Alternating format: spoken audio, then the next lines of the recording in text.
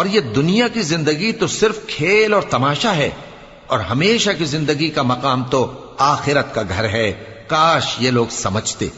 پھر جب یہ کشتی میں سوار ہوتے ہیں تو اللہ کو پکارتے، خالص کرتے ہوئے اسی کے لیے اطاعت کو، لیکن جب وہ ان کو نجات دے کر خشکی پر پہنچا دیتا ہے تو جھٹ شرک کرنے لگ جاتے ہیں، تاکہ جو ہم نے ان کو بخشا ہے اس کی ناشکری کریں اور فائدہ اٹھائیں۔ سو خیر، ان قریب ان کو معلوم ہو جائے گا۔ کیا انہوں نے نہیں دیکھا کہ ہم نے حرم کو مقام امن بنایا ہے اور لوگ ان کے گرد و نواح سے اچک لیے جاتے ہیں؟ کیا یہ لوگ باطل پر اعتقاد رکھتے ہیں اور اللہ کی نعمتوں کی ناشکری کرتے ہیں؟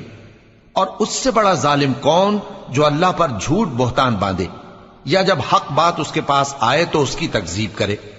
کیا کافروں کا ٹھکانہ جہنم میں نہیں ہے؟ اور جن لوگوں نے ہمارے راستے میں محنت کی ہم ان کو ضرور اپنے رستوں پر